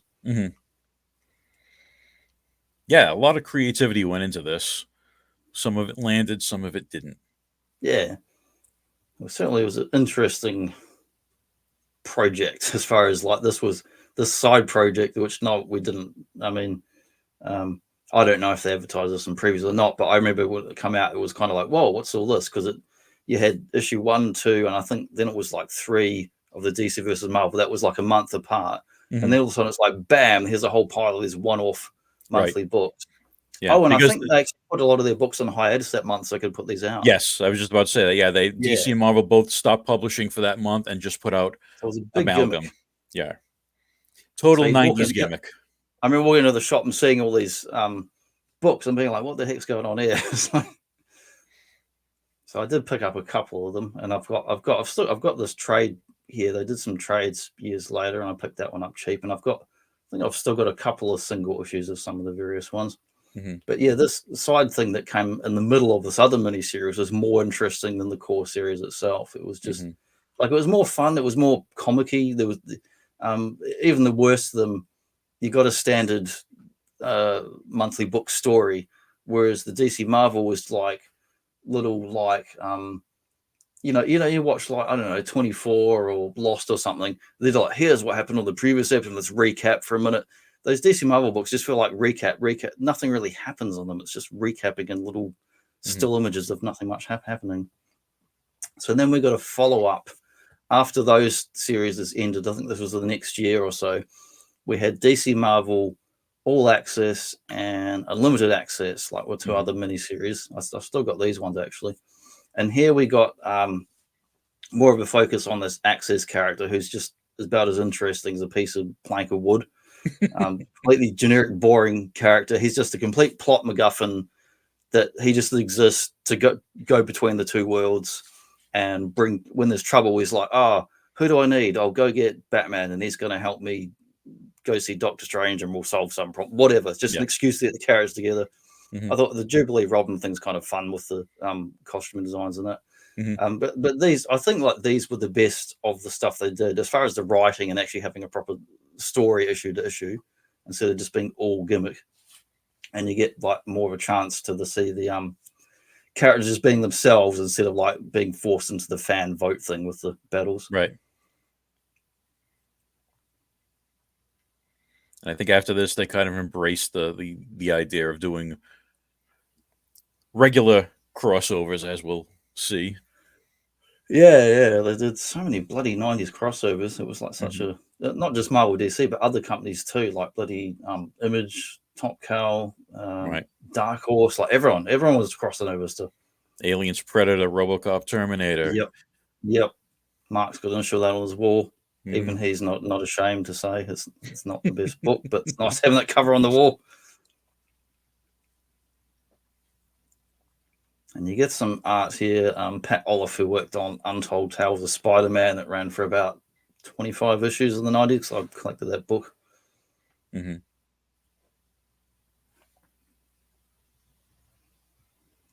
I don't think I ever read this particular one, Unlimited Access. New there was a time amalgams in the late and stuff '90s into the early 2000s where I kind of gave up on comics for a while because everything coming out was just garbage. And then I actually got back into comics when Dreamwave started publishing the Transformers comics. Yeah, I remember buying that first trade at Quality Comics in Perth of that Dreamwave one. I was like, whoa, this is fun. And it's like Megatron can stomp on humans and they get squished properly, not like in the cartoon. But yeah, you get more amalgams in this one here. We got Captain America with Shazam, Thor and Superman, which was really bizarre with blue skin. Oh, I'm not sure if it was the electric Superman at the time. Possibly that's why I've got the blue skin. Possibly. The Superman red, Superman blue. I'm not sure who the Giant Man one is because it's green. I don't know if it's meant to be Green Lantern or not. You get Robin and Angel, I think it is. And yeah. And then we got more like issue 3, we get Justice League versus Avengers. Or original Justice League versus original Avengers. So that was fun. And I've still got these issues. This was a reasonable series, and I quite enjoyed this one.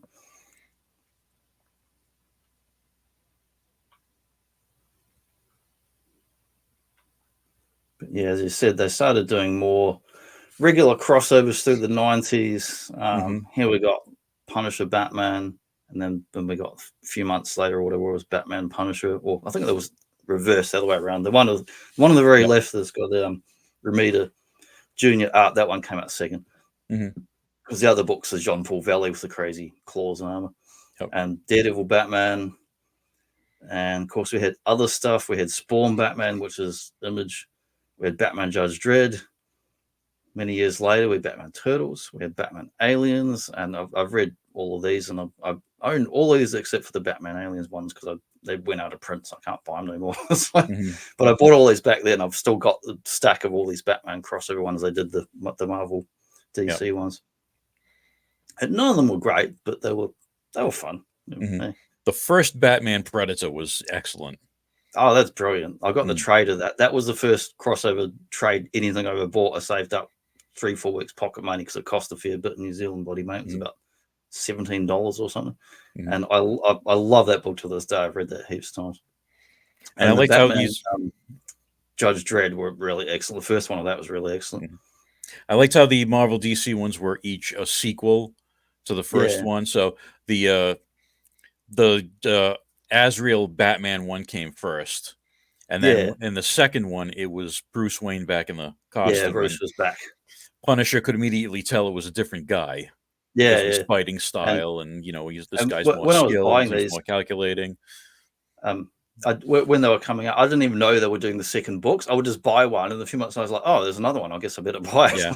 I had no idea the other ones were coming. And they did the same thing with the Daredevil Batman, and then the Batman Spider-Man. We'll look at. They were each a sequel. And the Spider-Man. And it's weird that these books went back to the conceit of they just live in the same world. Yeah. They did away with the alternate universe thing, and they went back to what they did in the 70s, where they just kind of live in the same world together. Yeah. And it's funny, whenever Batman meets a character from the Marvel universe, it's the same thing. Get out of Gotham. I don't need your help. He's always telling people to get out of Gotham. The one on the right, even though it's a digital image there, you can see it had that like embossed cover, all their muscles and stuff kind of like poke out. It's like a feely cover. So they love their bloody gimmick covers of the 90s.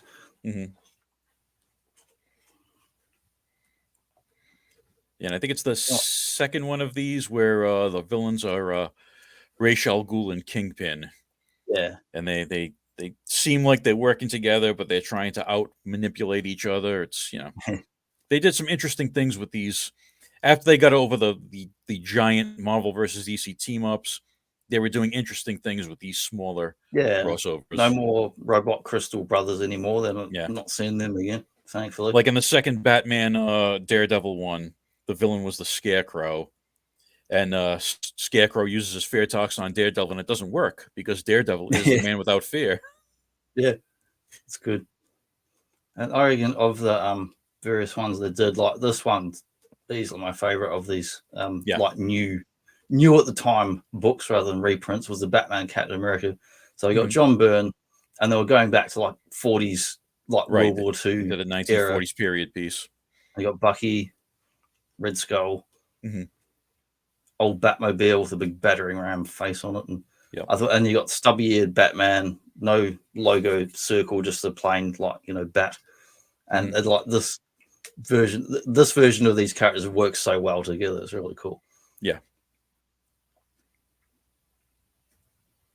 And even the dialogue there, where he's down from the bat plane and like Captain America's dived off doing this big heroic move, and where Batman's caught him and he's like, "I've got you now." And he's like that police cop Batman, he's not so much Dark Avenger Batman. He's more the smiling, sort of big barrel-chested smiling Batman.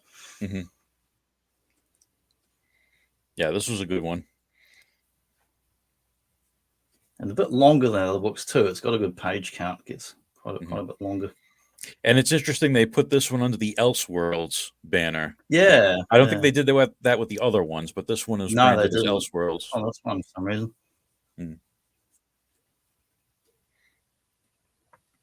I really enjoyed also John Byrne did Superman, Batman Generations. He did like 3 different miniseries of that. It took place in different like eras and times, going through from the very beginning days right through into the future, and like their sons and other stuff. That was an interesting series. Yeah, John Byrne did a lot of great work in the 80s and the 90s. I did awesome stuff. There's not that. It's funny, like it's not that common to get American superhero ones where you get someone who's writing and drawing on the same book, like often it's split up and all that. And so what else do they do? They did Green Lantern Silver Surfer. I've got that one. That was okay. Wasn't great. It was middle of the road. Yeah. And for this one, they went back to it's a separate universe thing. Yeah. So you have Thanos traveling to the DC universe to trick Kyle Rayner, the Green Lantern at that time. And then you have Parallax, the evil Hal Jordan, traveling to the Marvel universe to trick the Silver Surfer. And that's how this whole thing came about. Spoiler alert, turns out Parallax was a crazy parasite and wasn't really Hal Jordan. So they say. Yeah, so they say. He was at the time, but then after the fact, they're like, yeah, we've ruined the character. We need to unruin him a bit. Yeah. So,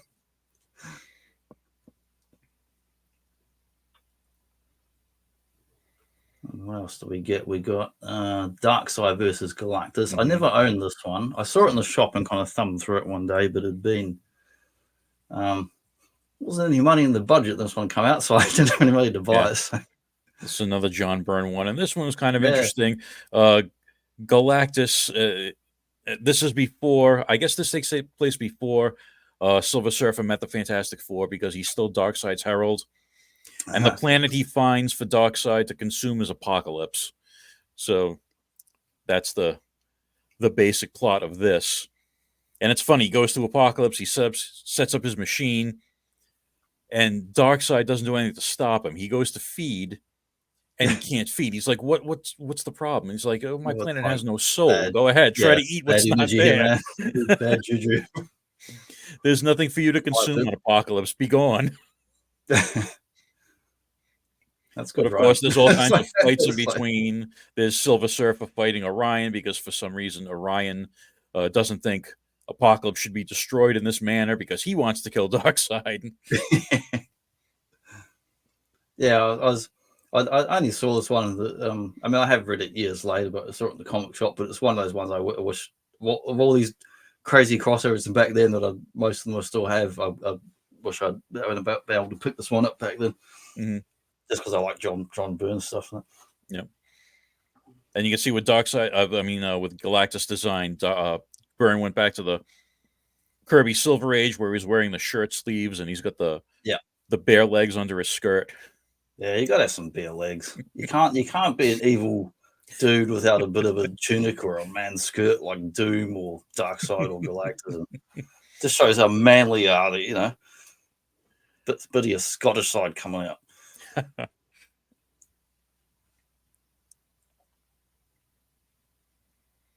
And there's the Black Racer looming in the background. Yeah, he's like a version of Death or something, isn't he? Yes. Yep. Yeah. Yeah, he's Death for the New Gods. Yeah. It's always bizarre. They put him on like skis. Mm-hmm. Well, that was Kirby. He made the Surfer for Marvel, and he made the Black Racer for DC. Just as they have to have the poles because he's flying. That's what confuses me. What's he pushing against? Yeah, exactly. Inertia. Whatever. He's Kirby. He can do whatever the hell he wants, man. If you're a comic genius, you do whatever you want. You can have some wacky characters, and I was going to think twice about it. I love the cover on this one. You get art. I think the art is Dan Jurgens, and then Alex Ross is painted. I could be wrong. Someone else. I thought I got them. Yeah, they're both their signatures. There's Alex Ross painted over the top of the Dan Jurgens art. And I never owned this one. There's another one I did see in the shop, but it came out a number of years later. And again, I didn't have money at the time. And I think this one, I'm not sure. I think this one might have been oversized or a bit bigger as well. Yep. Yeah, they went back to the tabloid format for this one. Yeah. And this one, they infer that Galactus had something to do with the destruction of Krypton. And I feel like it's an odd kind of crossover. Like when you think of all the characters crossover, it's not like ones I'd think of. But then you think more of early, old timey comics, like kind of like science fiction-y stuff, and they're more like space race, and I'm like, oh yeah, it kind of makes sense. Yeah, and this one, little Franklin is a fan of Superman. You can see him playing with his Superman action figures. And then they get to team up. And in the course of the story, Galactus takes control of Superman and makes him his new herald. Might as well. So then the Fantastic Four have to figure out how to undo that, because that would be a bad thing. Yeah, this is the other one that I wish I actually had too. I was a bit annoyed I wasn't able to buy this one back then.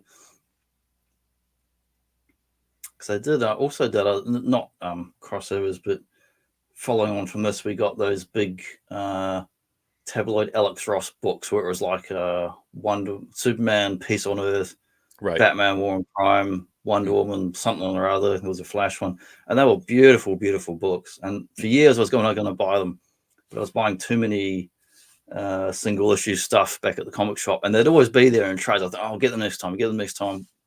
Never bought them. Went out of print.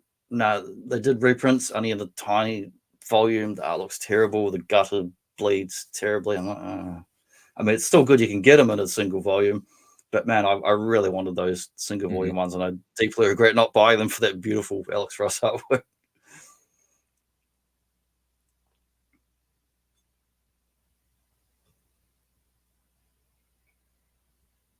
Yeah, I believe this was the next to last Marvel DC crossover. Yeah, of this era, yes. I mean, well, they haven't really done bugger all since, but of the kind of end of the this whole fad's the wrong word. I mean, it started off with the speculator 90s stuff, but then they started doing some better crossover, you know, like the Batman Captain, where they did some like better ones that weren't so gimmicky and that. And like this had been enough after the fact. This was just a book that, you know, they wanted to do and didn't feel forced, you know. But the whole Superman, this was a nice throwback style, going back to the old style and early eras again. And you get now what's his name, Rude, who created that Steve Nexus. Rude, yeah. And like he's very good. I mean, Rude does like really nice like old timey comics. I think the right word, like 40s, 50s, like classic. But the characters have certain shapes and roundness, like Flash Gordon and Buck Rogers and stuff like this. Sort of invokes an animated style, like Dave Stevens used to do, or Al Williamson. Like even Superman here, that could easily be Nexus, just standing in there, the shape and roundness of him. Yeah, there's a documentary about Steve Rude that was made a few years ago. It's on some of the free streaming services. Very interesting. He's battled bipolar depression all his life, and it's kind of goes through the story of his life and career, how he's balancing his artwork with his, managing his conditions. Very interesting. He's an interesting guy. Yeah, I read little bits of Nexus in the public libraries years ago, and I wasn't terribly into the stories, but I always enjoyed his artwork very much. Mm-hmm.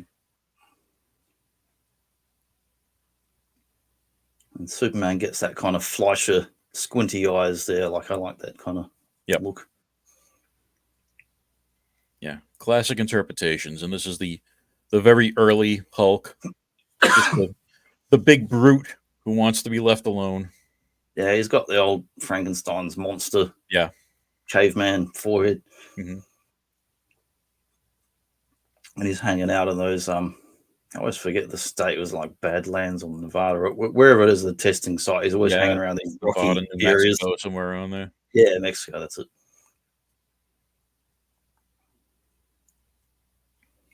But yeah, I like that this book is stands on its own. It pretty much ignores any of the other stuff we've seen so far, and it's just its own individual story. And it's better for that. It's better not being referencing any other stuff or.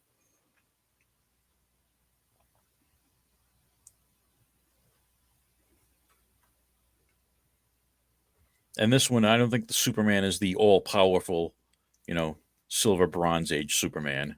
No, I think they've got Hulk can kind of give him a run for his money in this one. It feels like, I mean, it's kind of an anachronism as far as these guys are from different eras and that, but it feels like to me like it's like 30s, 40s Superman, but when he's flying, but I don't know if he's doing the laser vision all that yet, but it feels like he's a bit more powerful, but not that later crazy overpowered versions they do. Mm-hmm.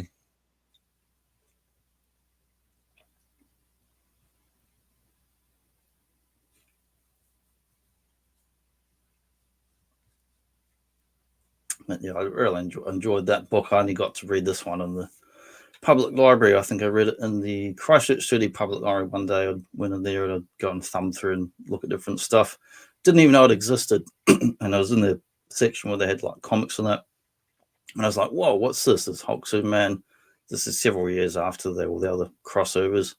Quite excited. It's not, I mean, you can read this book in probably half an hour, 40 minutes. So I read it right then and there and enjoyed the heck out of it. Mm-hmm. Didn't even have to borrow it. Just sat down on a beanbag, whatever they had, and just read it.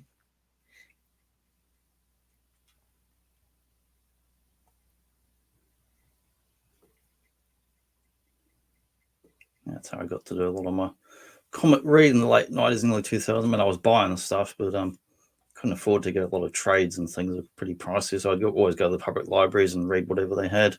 So I got to read bloody Grant Morrison's Invisibles, full run of that. Read the full run of Neil Gaiman's Sandman, like every volume. Stuff I couldn't afford to be buying all those.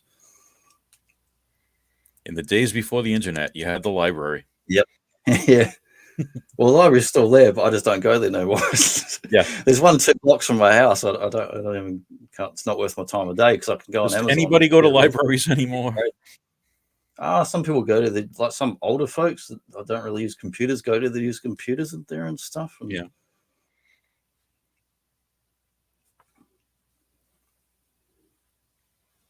I used to go around when the first time I was in Perth, and this is going back like 20 years ago.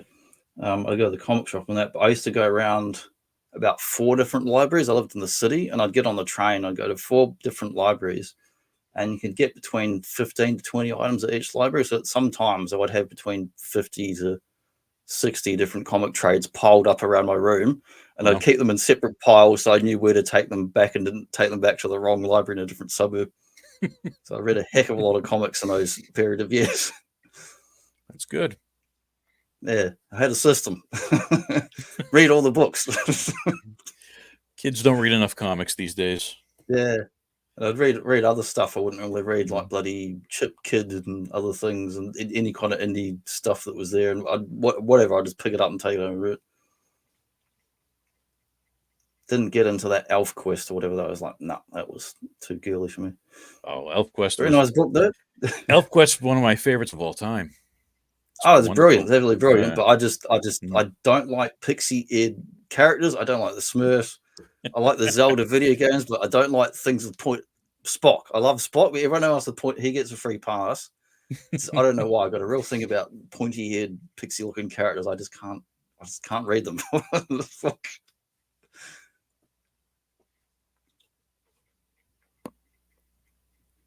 I think Neil Gaiman said it was one of his all-time favorite books as well. So there you go. That's Johnny's bad choices.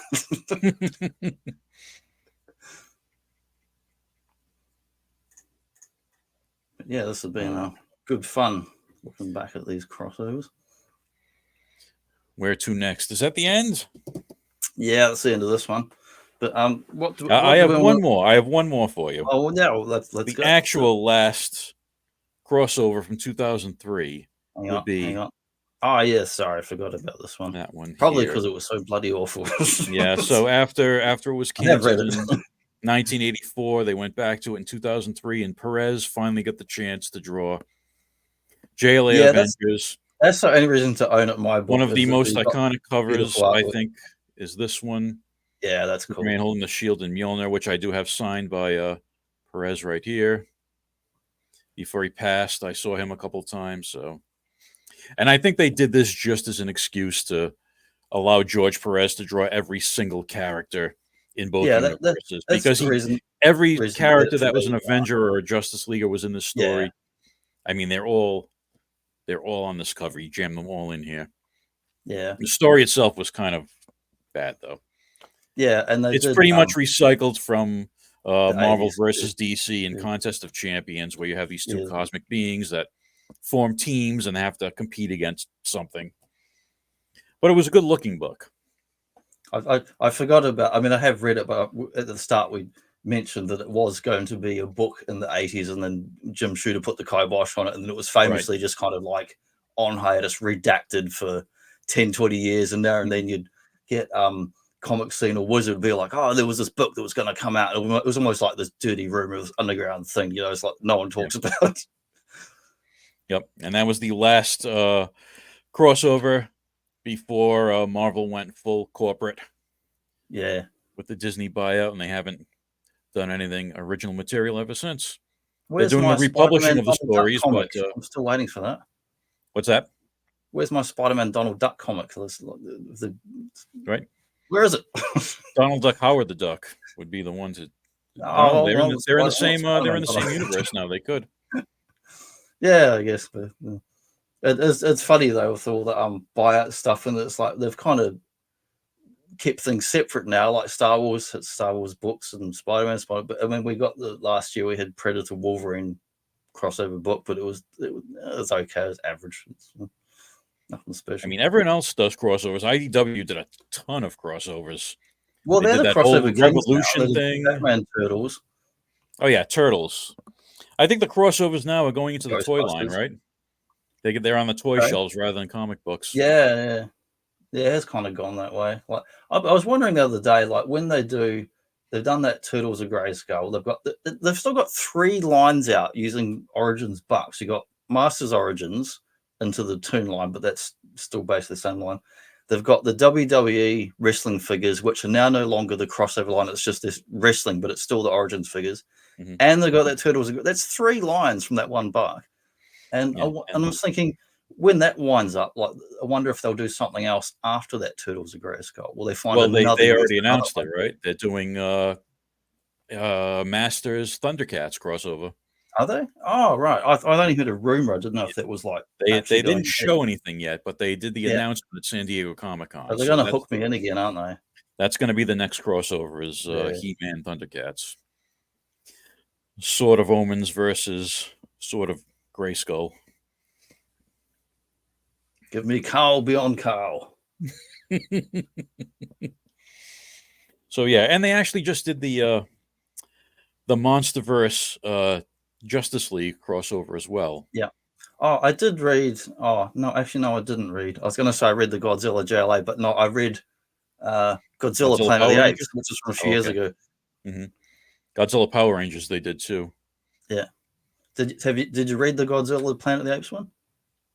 Godzilla Planet of the Apes? Yeah. King Kong Planet of the Apes. No, King Kong. I've mixed it up in my head. King Kong. Yeah, I read parts of it. Yeah. Mark, Boba Hicks sent me a trade. It was Planet of the Apes Star Trek, the Primate Directive.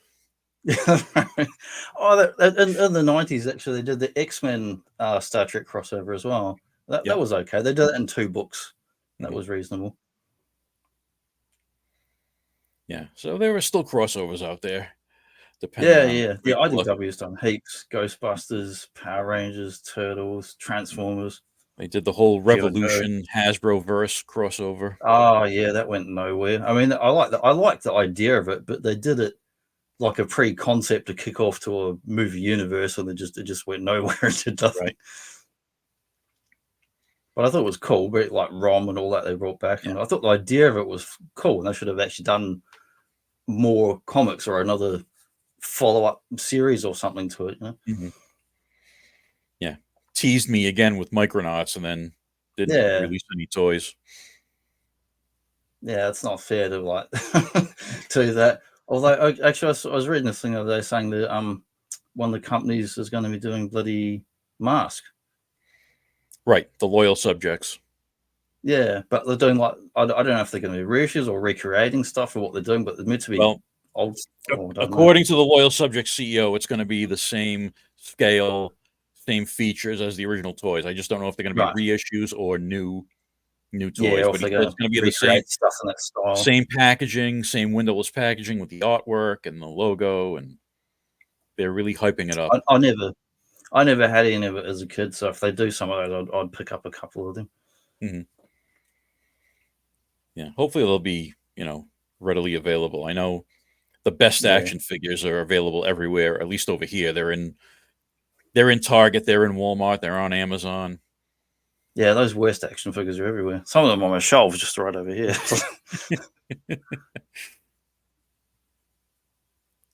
Actually, the nicest thing they've done in the Turtles line, they did a really nice Krang. Who's the Android body? Somewhere. I moved him over that side, but the BST Krang was a really nice figure. I actually like it better than the NECA one they did. Yeah, I have that one too. I bought that one to go with my Technodrome if it ever comes out. Cool. Yeah, it was in a month's time. It's supposed to be out. Well, it was supposed to be out originally September 16th, and then got the email from Amazon saying it was delayed. I just got today Turtles, those sketch comic cover Turtles, which were like the Playmates ones. Oh yeah. And I ordered it as a 4-pack, and that was meant to come 3 months ago.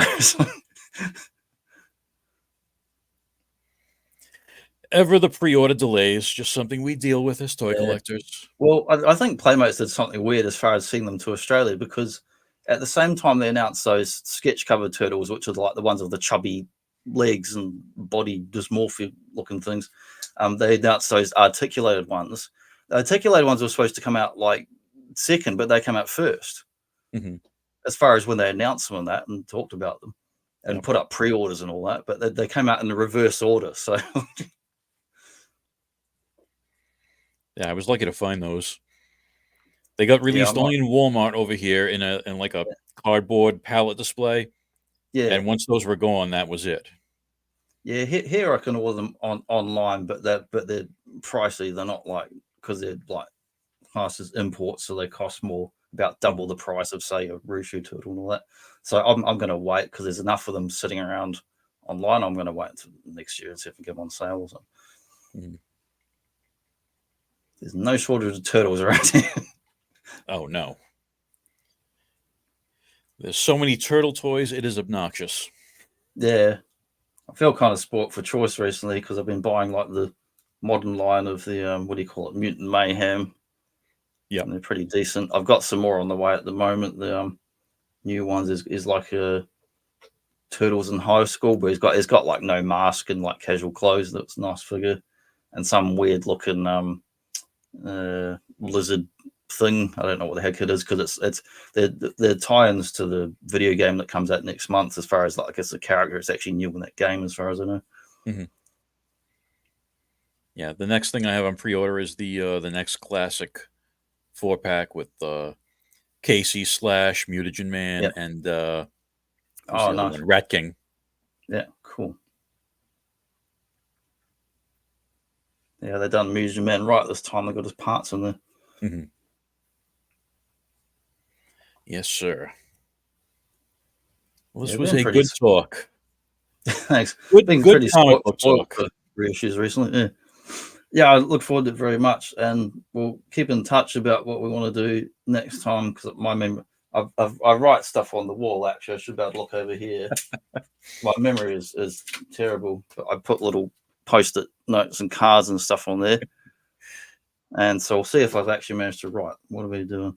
No, I'm definitely it's on this one. Yeah, I got Zazel, Largo, Goji. We've done that one. Yep, did the Zazel Sergeant Slaughter talk. Still here hanging out for that Largo Clayface one. That when he gets time, we'll do that. Yeah. And now I think you mentioned previously. Was it Charlton characters? Because it was a couple months ago. Well, all the different comic book universes that were absorbed by DC. Yes, that was it. Quality, Fawcett, Charlton, all those guys. Yeah. All those. Let's do that. Pre-crisis acquisitions. Right. That's the sentence I'm looking at. I'll go pre-crisis acquisition. I know where the cutoff or where the thing is, because there's so many. Otherwise, it's just like decades of stuff. And I need like the summary version to jumping off point. But yeah, if you're keen, we'll come back next month or whatever and do that topic. Sounds good. Well, thank you very much for hanging out today, Carl. I appreciate it very much. Thank you for having me, as always. Always up for comic chat. Yeah, for sure, mate. Like I could do 100 of these, so stay around a number of years. Don't go anywhere. We could do plenty more. I don't plan on it. Hopefully, I don't plan on either. But yeah, thanks very much. Anyone's watching this after the fact, if you want to leave a like or a comment, tell us about if you had a favorite crossover comic, or what was the worst comic, or did you like them? Don't care, or was there any interest you now that if they are doing some reprints and omnibuses and stuff that are fairly expensive, but I mean it's also a way of getting a lot of stuff if you actually do want it and can't get the individual books. Although some of these ones we've covered here, some of the one-off like your Batman Punisher, that some of those you can still pick up pretty cheap. So they're quite thin books. Some of them you can still pick up on eBay and at reasonable price. Yeah, I think the Justice League Avengers is the hardest one to get right now. Yeah, I imagine it would be. So, yeah. Alrighty. Okay. Thanks for watching, folks.